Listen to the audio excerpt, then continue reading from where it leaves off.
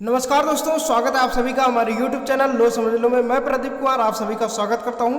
तो दोस्तों, हिंदी साहित्य की सीरीज को आगे बढ़ाते हुए आज हम पढ़ेंगे चौथा पार्ट वीडियो। इसके पहले हम लोगों ने पहला, दूसरा और तीसरा पार्ट वीडियो अच्छी तरीके से पढ़ लिया है। जो भी छात्र उन वीडियो को नहीं देखे हैं, हमारे चैनल के प्ले लिस्ट से जाकर उन वीडियो को देख सकते हैं, या फिर डिस्क्रिप्शन में उनका लिंक दिया हुआ है, वहाँ से आप वीडियो को देख सकते हैं।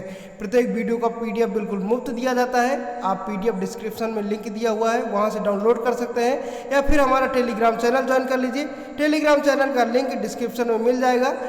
प्रत्येक वीडियो का PDF हम टेलीग्राम चैनल पर डेली के डेली शेयर कर देते हैं, वहाँ से भी आप डाउनलोड कर सकते हैं।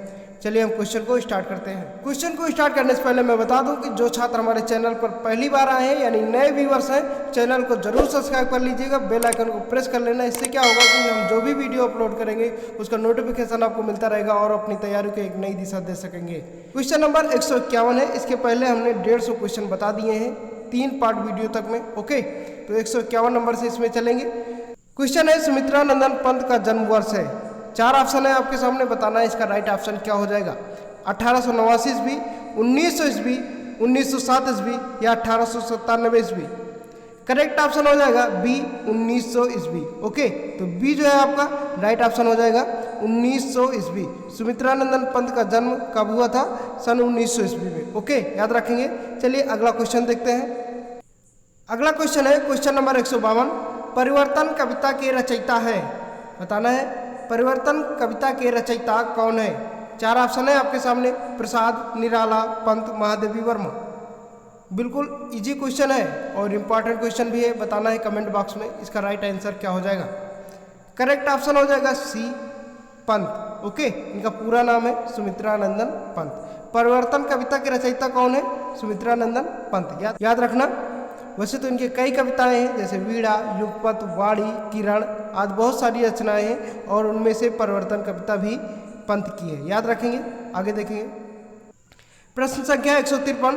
वीणा और पल्लो पंत जी के 2 काव्य संग्रह कब प्रकाशित हुए थे? ये बताना है।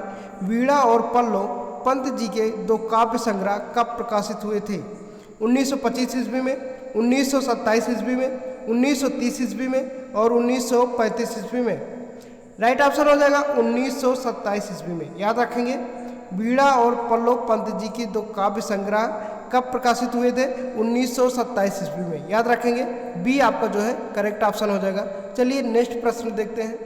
जो भी छात्र अभी वीडियो को लाइक नहीं किए हैं, प्लीज़ आप लोग वीडियो को लाइक कर दिया करें। इससे हमारा उत्साह बढ़ता है वीडियो बनाने के लिए, ताकि और भी ये वीडियो आपको लेकर आए जो आपके एग्जाम में हेल्पफुल हो। ओके, तो वीडियो को लाइक करना ना भूलना, और हाँ, अपने मित्रों के साथ शेयर जरूर करना। आप व्हाट्सएप, ट्विटर, फेसबुक जो भी सोशल नेटवर्किंग चीज़ चला रहे हैं, उस पर इस वीडियो को ज़्यादा से ज़्यादा शेयर करें, ताकि अन्य लोगों को भी इस वीडियो का फायदा मिल सके। क्वेश्चन नंबर 154 है, ग्रंथि और मुक्ति यज्ञ। ग्रंथि और मुक्ति यज्ञ पंत जी का कैसा काव्य है? महाकाव्य, खंड काव्य, प्रबंध काव्य, मुक्तक काव्य। करेक्ट ऑप्शन हो जाएगा खंड काव्य। तो बी जो है आपका करेक्ट ऑप्शन हो जाएगा। ग्रंथि और मुक्ति यज्ञ पंत जी का कैसा काव्य है? खंड काव्य। याद रखेंगे। बी आपका जो है राइट ऑप्शन हो जाएगा। आगे देखेंगे। दोस्तों, मैं बता दूं कि अगर आप इस सीरीज के सारे क्वेश्चन को तैयार कर लेते हैं तो आपको कोई भी क्वेश्चन अलग से पढ़ने की ज़रूरत नहीं है। सभी क्वेश्चन इसी में से आएंगे आपके एग्जाम में। ओके, टोटल 100 के 100 क्वेश्चन इसी में से आएंगे। आपको परेशान होने की ज़रूरत नहीं, सिर्फ इस सीरीज़ के सारे क्वेश्चन को आपको तैयार कर लेना है। लास्ट में हम इसका टेस्ट भी करवाएंगे, जिसका PDF भी आपको देंगे। ओके, प्रश्न संख्या 155। पंत के वीणा काव्य की रचना किस वर्ष हुई? वीणा और पल्लो की रचना जो हुई, दोनों सेम वर्ष हुई है। ओके, तो बताना है। 4 ऑप्शन है आपके सामने, 1920 ईस्वी, 1927 ईस्वी, 1930 ईस्वी या 1932 ईस्वी। करेक्ट ऑप्शन हो जाएगा 1927 ईस्वी। बी आपका जो है करेक्ट ऑप्शन हो जाएगा। याद रखना, 1927 ईस्वी में वीणा और पल्लो दोनों की रचना हुई है। याद रखेंगे। प्रश्न संख्या 156। पौ फटने के पहले पंत जी का कैसा काव्य है? पौ फटने के पहले पंत जी का कैसा काव्य है? प्रगतिवादी, मानवतावादी, नव मानवतावादी, इनमें से कोई नहीं। करेक्ट ऑप्शन हो जाएगा मानवतावादी। ओके, तो बी आपका जो है करेक्ट ऑप्शन हो जाएगा। प फटने के पहले पंत जी का कैसा काव्य है? मानवतावादी। याद रखेंगे, बी आपका राइट ऑप्शन हो जाएगा। आगे देखेंगे, अगला प्रश्न है हमारा, शश की तरी रचना किस काव्य की है? प्रसाद, पंत, निराला, ये निराला है, ओके, निराला, दिनकर। तो 4 ऑप्शन है आपके सामने, बताना इसका राइट ऑप्शन क्या हो जाएगा। इसका करेक्ट ऑप्शन हो जाएगा पंत, यानी सुमित्रानंदन पंत। शश की तरी किसकी रचना है? सुमित्रानंदन पंत। याद रखेंगे, बी ऑप्शन जो होगा राइट हो जाएगा। चलिए आगे देखते हैं। दोस्तों, इस वीडियो का PDF आप जरूर डाउनलोड कर लेना। अगर आप वीडियो को 2 से 3 बार देखते हैं, उसके बाद PDF से पढ़ते हैं, तो ये सारे क्वेश्चन आपको इजीली तरीके से याद हो जाएंगे। आपको परेशान होने की 1% ज़रूरत नहीं है, ओके। वीडियो को 2 से 3 बार देखिए, उसके बाद PDF पढ़िए, आपको सभी क्वेश्चन याद हो जाएंगे। क्वेश्चन नंबर 158 है, इनमें से कौन सी रचना पंत की नहीं है? युगांत, युगवाणी, उत्तरसती, लहर। बताना है क्या हो जाएगा इसका करेक्ट ऑप्शन। करेक्ट ऑप्शन हो जाएगा लहर। डी जो है आपका बिल्कुल राइट ऑप्शन हो जाएगा। ये सुमित्रानंदन पंत की रचना नहीं है। फिर किसकी रचना है ये लहर? जयशंकर प्रसाद की रचना है। याद रखेंगे, लहर जो है जयशंकर प्रसाद की रचना है, और इसमें पूछा जाता है कि पंत की रचना नहीं है, तो लहर जो है ये नहीं है। तो डी ऑप्शन जो है करेक्ट ऑप्शन हो जाएगा, ओके। चलिए आगे देखते हैं। प्रश्न संख्या 159, वर्तुल का अर्थ क्या है? या वर्तुल का क्या अर्थ होता है? दोनों सेम ही है, ऐसे भी पूछा जा सकता है घुमा फिरा के, ओके। वर्तुल का अर्थ क्या है या वर्तुल का अर्थ क्या होता है? 4 ऑप्शन है आपके सामने, टोकरी, टेढ़ी मेढ़ी, वक्राकार, पुरुका। बताना है, फटाफट आंसर दीजिए। जो भी आंसर आपको आ रहा है कमेंट बॉक्स में लिख दिया करें। लिखने से क्या होता है, वो सभी चीज़ें आपको याद हो जाती हैं। आप लोग लिखते नहीं हैं, तो उन चीज़ों को आपको लिख देना है जो भी आपको आ रहा है, ओके। चाहे वो गलती क्यों ना हो, लेकिन आपको लिखना जरूर है कमेंट में। बताना इसका राइट ऑप्शन क्या हो जाएगा। करेक्ट ऑप्शन हो जाएगा बी, टेढ़ी मेढ़ी, ओके। तो बी बिल्कुल करेक्ट ऑप्शन हो जाएगा। वर्तुल का अर्थ क्या होता है? टेढ़ी मेढ़ी। याद रखेंगे। चलिए आगे देखते हैं। प्रश्न संख्या 160, रेत में पड़ी सफेद सीपी कैसी चमक रही थी? एक कहानी में है, रेत में पड़ी सफेद सीपी कैसी चमक रही थी। बताना है आपको। सफेद सीपी जानते हो क्या होता है?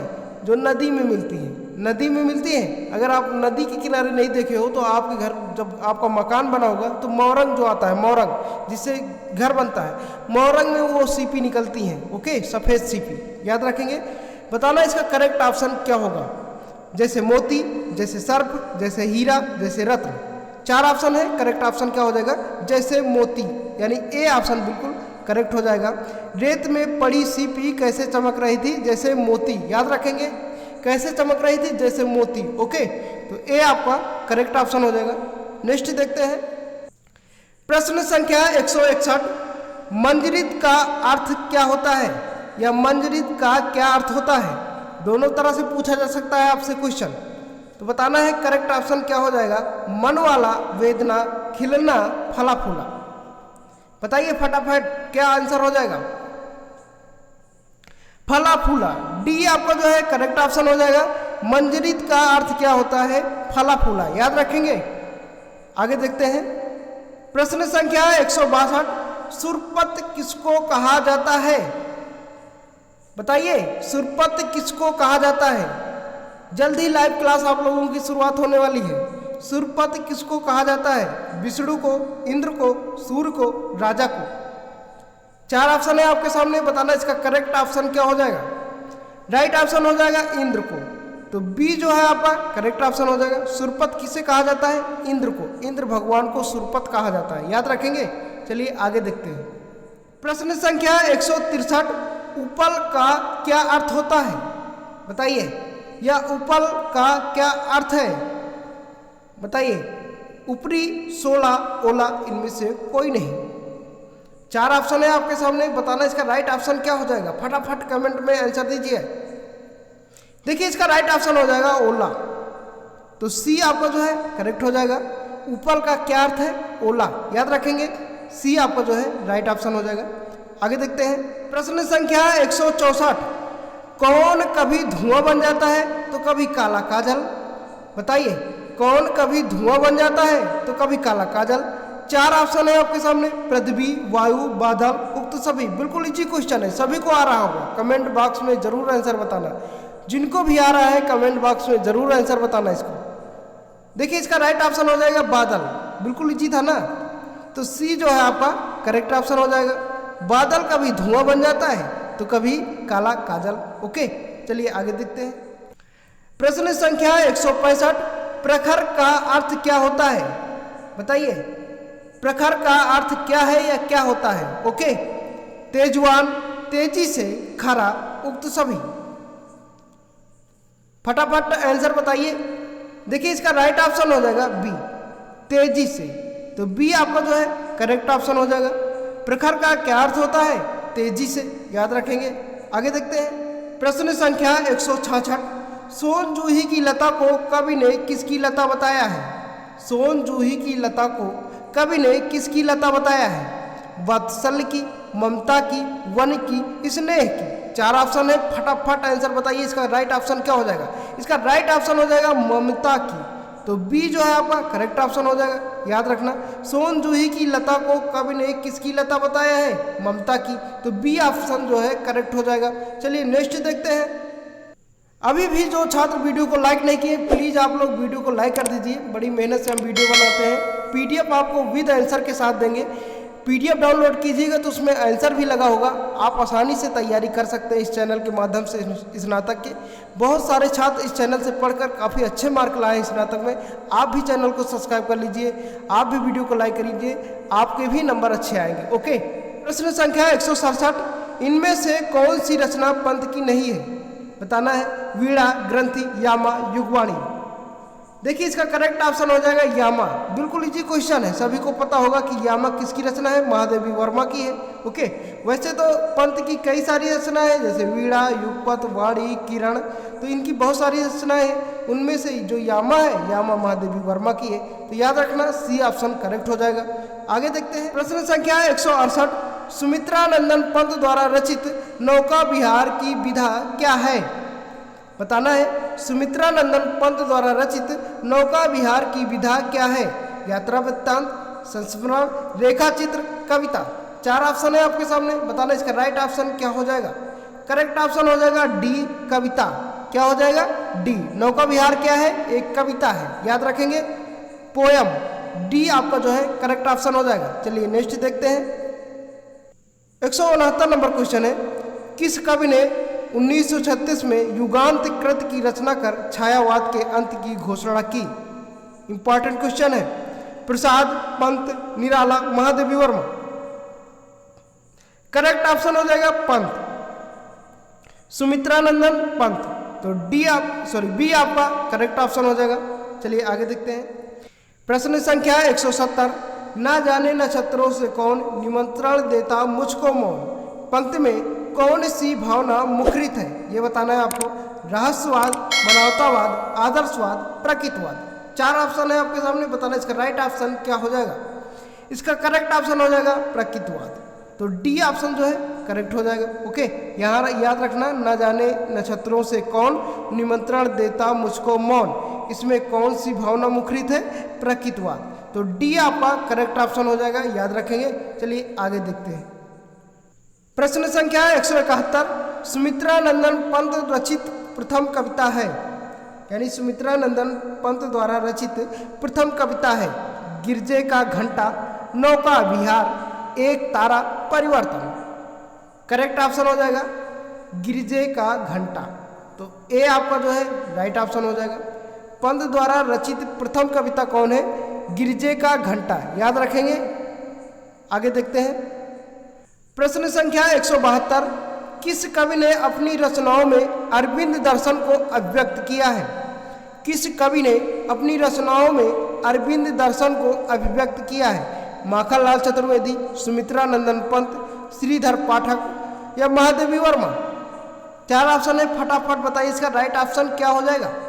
राइट ऑप्शन बिल्कुल सभी को लग रहा होगा बी, बिल्कुल राइट ऑप्शन हो जाएगा सुमित्रा नंदन पंत। याद रखेंगे बी आपका जो है करेक्ट ऑप्शन हो जाएगा। ओके, आगे देखते हैं। प्रश्न संख्या 173, आचार्य रामचंद्र शुक्ल ने किस कवि को छायावाद का प्रथम व प्रतिनिधि कवि माना है? प्रसाद, पंत, निराला, महादेवी वर्मा। 4 ऑप्शन है, बताना इसका राइट ऑप्शन क्या हो जाएगा। देखिए इसका राइट ऑप्शन हो जाएगा पंत, तो बी जो है आपका करेक्ट हो जाएगा, याद रखेंगे। चलिए आगे देखते हैं। प्रश्न संख्या 174, निम्नांकित कवियों में से कौन ज्ञानपीठ पुरस्कार से सम्मानित नहीं है? ये बताना है। 4 ऑप्शन है आपके सामने, करेक्ट ऑप्शन क्या हो जाएगा। देखिए सबसे पहले हम लोग जानेंगे ज्ञानपीठ पुरस्कार होता क्या है, किस क्षेत्र में दिया जाता है। देखिए ये ज्ञानपीठ पुरस्कार साहित्य के क्षेत्र में दिया जाता है। हमारे संविधान में कुल 22 भाषाओं का वर्णन है 8वीं अनुसूची के अंतर्गत। ओके, तो इन 22 भाषाओं में से कोई किसी भी भाषा में अगर साहित्य के क्षेत्र में अच्छा कार्य करता है तो उसको ज्ञानपीठ का पुरस्कार दिया जाता है, जिसमें 11 लाख रुपए दिया जाता है और एक कांस्य प्रतिमा दी जाती है। ओके, याद रखना। तो 4 ऑप्शन है आपके सामने, बताना इसका राइट ऑप्शन क्या हो जाएगा। देखिए इसका राइट ऑप्शन हो जाएगा सी, त्रिलोचन। ओके, इनको ज्ञानपीठ पुरस्कार से सम्मानित नहीं किया गया, याद रखेंगे। सी आपका करेक्ट ऑप्शन हो जाएगा।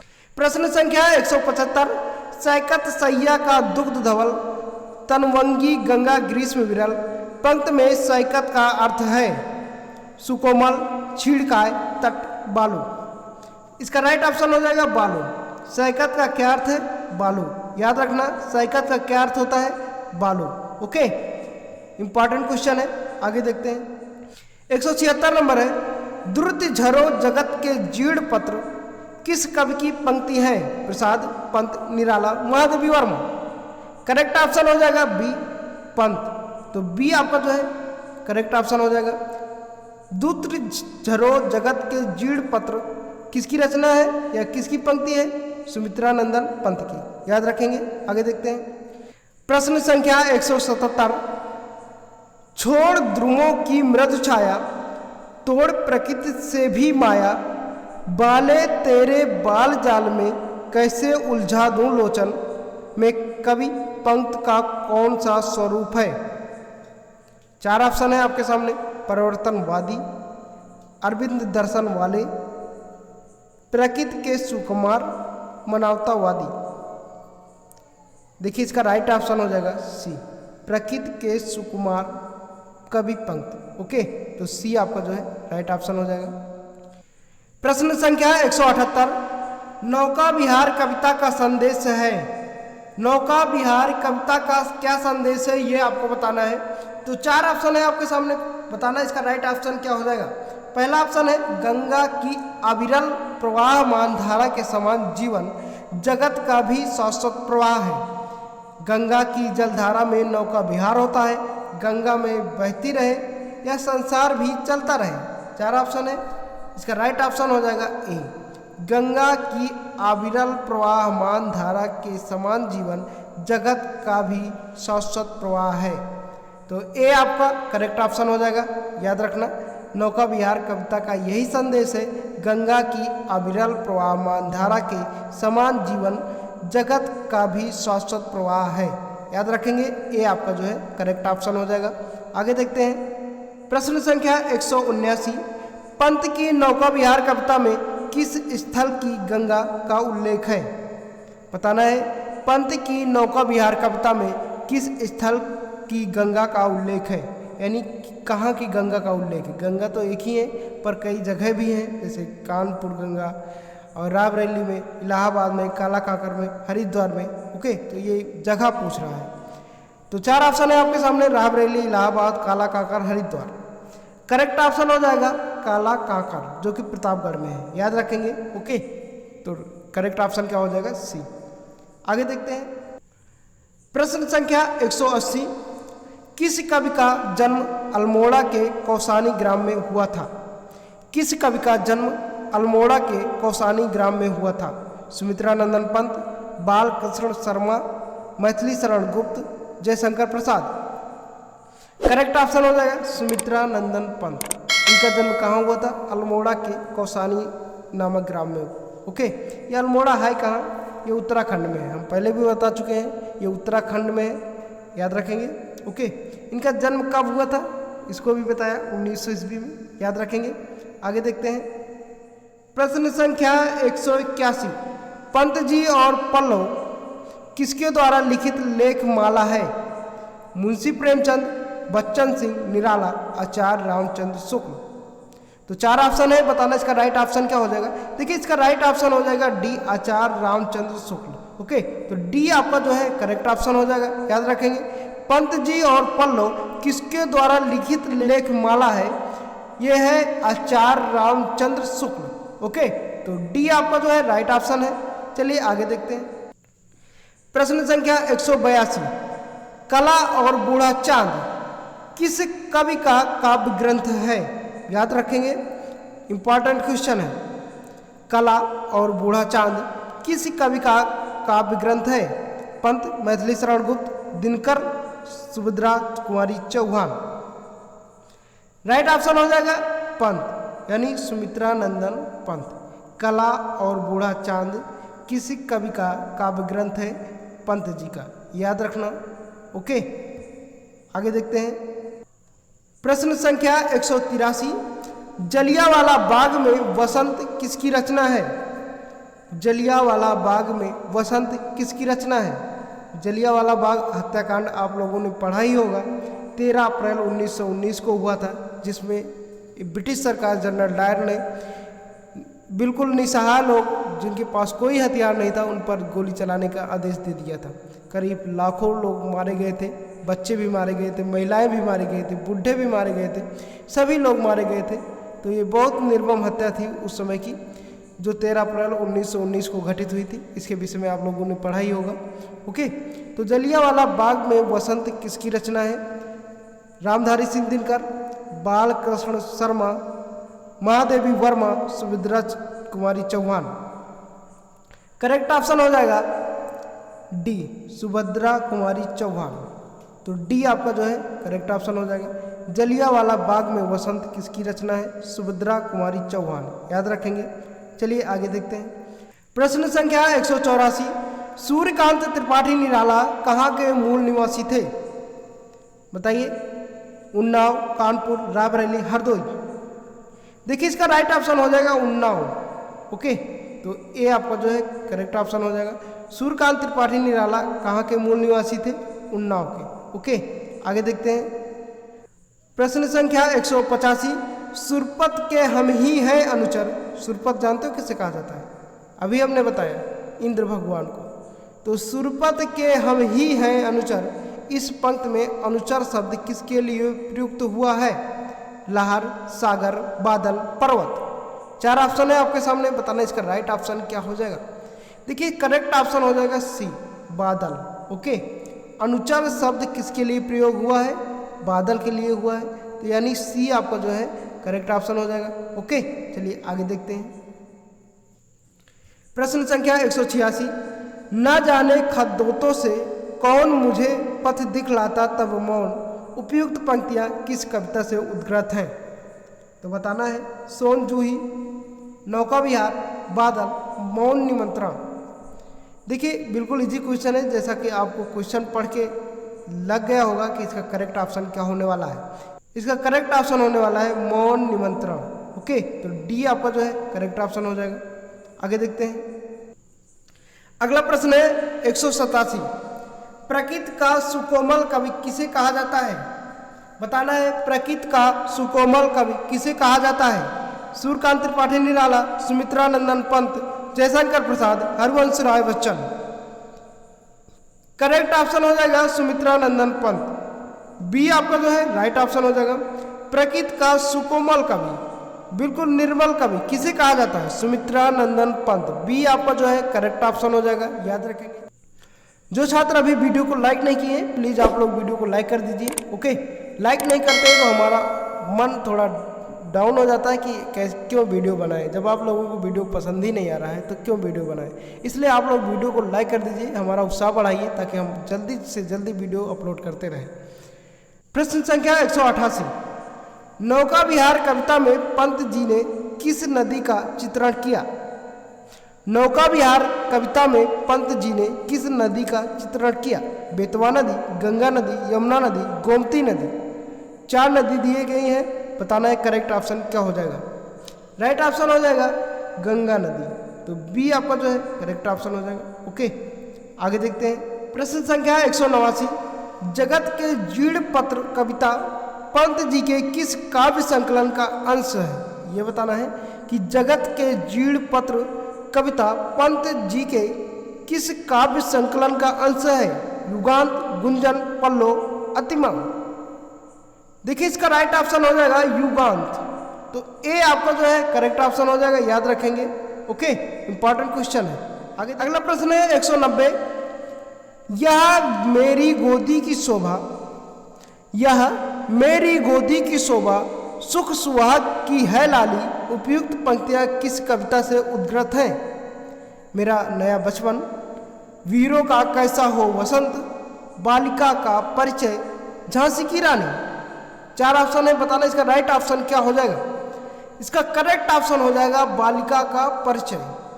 तो सी आपका जो है करेक्ट ऑप्शन हो जाएगा। यह मेरी गोदी की शोभा सुख सुहाग की है लाली, बालिका का परिचय, याद रखेंगे। सी आपका जो है करेक्ट ऑप्शन हो जाएगा। अगला प्रश्न है 191 नंबर, परिवर्तन कविता के रचयिता का नाम बताइए। बिल्कुल इजी क्वेश्चन है, इसके पहले भी हमने बता दिया है। फटाफट कमेंट बॉक्स में इसका आंसर बताइए। बालकृष्ण शर्मा, नवीन, महादेवी वर्मा, सुमित्रा नंदन पंत, हरवंश राय बच्चन। 4 ऑप्शन है आपके सामने, करेक्ट ऑप्शन क्या हो जाएगा फटाफट बताना है आपको। देखिए इसका राइट ऑप्शन हो जाएगा सुमित्रा नंदन पंत। तो सी आपका जो है करेक्ट ऑप्शन हो जाएगा। इजी क्वेश्चन था। परिवर्तन कविता के रचयिता का नाम क्या है? सुमित्रा नंदन पंत। बहुत पूछा जाता है आपके एग्जाम में। चलिए आगे देखते हैं। प्रश्न संख्या 192, नौका विहार कविता से संबंधित कौन सा राजभवन है? 4 ऑप्शन है आपके सामने, बताना इसका राइट ऑप्शन क्या हो जाएगा। ओरछा राजभवन, काला कांकर राजभवन, जहाज महल, जल महल।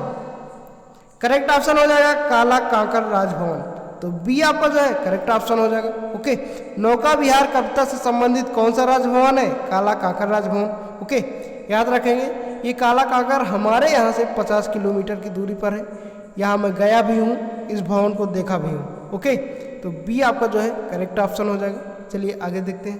प्रश्न संख्या 193, कामायनी के अनुसार श्रद्धा अपने देश से इस हिम प्रदेश में किस उद्देश्य से आई थी? पता ही है, इसके पहले हमने पूरी कहानी बताया है पहले वाले वीडियो में। उन वीडियो को आप लोग जरूर देख लीजिएगा, क्योंकि उनमें भी सभी महत्वपूर्ण क्वेश्चन है। जब हम टेस्ट करवाएंगे तो इन सभी वीडियो से क्वेश्चन लेंगे। ओके, तो उन वीडियो को आप लोग जरूर देख लेना। वीडियो को देखने के लिए हमने बता ही दिया कि आप चैनल के प्ले लिस्ट में जाकर उन वीडियो को देख सकते हैं, या फिर डिस्क्रिप्शन में उनका लिंक दिया हुआ है। ओके, वहाँ से भी देख सकते हैं। PDF आप टेलीग्राम से डाउनलोड कर लीजिए, या फिर डिस्क्रिप्शन में उसका लिंक दिया है, वहाँ से भी डाउनलोड कर लीजिए। बड़ी सुविधा हमने दे दी है आपको। 4 ऑप्शन है आपके सामने। विवाह करने हेतु, ललित कलाओं का ज्ञान प्राप्त करने हेतु, मन को खोजने के लिए, निरुद्देश्य विचरण के लिए। देखिए इसका राइट ऑप्शन हो जाएगा ललित कलाओं का ज्ञान प्राप्त करने हेतु। तो बी आपका जो है करेक्ट ऑप्शन हो जाएगा। ओके, मन को खोजने नहीं आए थे, मन तो दिख गया था जब रास्ते में उनको। ओके, जब रास्ते में मन बैठे थे तो उनको लगा कि इस निस्सहाय अवस्था में कौन बैठा है, तो रास्ते में दिख गया, तो मन को खोजने नहीं आई थी ललित कलाओं का ज्ञान प्राप्त करने हेतु। याद रखेंगे, बी आपका जो है करेक्ट ऑप्शन हो जाएगा। आगे देखते हैं। प्रश्न संख्या 194, पल्लो काव्य संग्रह के रचयिता का नाम बताइए। जैसा कि हमने बता दिया है, पल्लव और वीणा, इनका दोनों की रचना कब हुई थी? 1927 ईस्वी में, सेम डे में। यह भी पूछा जाता है। तो इसमें बताना आपको पल्लव काव्य संग्रह के रचयिता का नाम बताना है, ये बताना है। रामधारी सिंह दिनकर, सूर्यकांत त्रिपाठी निराला, सुमित्रा नंदन पंत या जयशंकर प्रसाद। 4 ऑप्शन है आपके सामने, बताना इसका राइट ऑप्शन क्या हो जाएगा फटाफट बताइए। इसका राइट ऑप्शन हो जाएगा सुमित्रा नंदन पंत, यानी सी आपका जो है करेक्ट ऑप्शन हो जाएगा। पल्लव काव्य संग्रह के रचयिता कौन है? सुमित्रा नंदन पंत। याद रखेंगे, सी आपका जो है करेक्ट ऑप्शन हो जाएगा। चलिए आगे देखते हैं। जो भी शायद PDF नहीं डाउनलोड कर पा रहे हैं किसी कारणवश, तो वो कमेंट बॉक्स में जरूर बता देना, मैं उनकी हेल्प करूंगा। ओके, 195 नंबर, पंत जी का बचपन का क्या नाम था? पंत जी का बचपन का क्या नाम था? गोसाई दत्त, रामाधीन, गंगादत्त, अरविंद। देखिए पंत जी के बचपन का नाम था गोसाई दत्त। तो ए आपका जो है करेक्ट ऑप्शन हो जाएगा। पंत जी के बचपन का क्या नाम था? गोसाई दत्त। याद रखेंगे। आगे देखते हैं। प्रश्न संख्या 196, प्रखर झरती जब पावस धार, पंक्ति में पावस धार का क्या अर्थ है, ये बताना है। पानी की बौछार, आग की बौछार, ओलों की बौछार, हवा की धार। तो 4 ऑप्शन है आपके सामने, करेक्ट ऑप्शन क्या हो जाएगा? देखिए इसका राइट ऑप्शन हो जाएगा ए, पानी की बौछार। ओके, पावस धार का अर्थ क्या होता है? पानी की बौछार। ओके, प्रखर झरती जब पावस धार, पावस धार का अर्थ होता है पानी की बौछार। तो याद रखेंगे, धार छार, पानी की बौछार। ओके, आगे देखते हैं।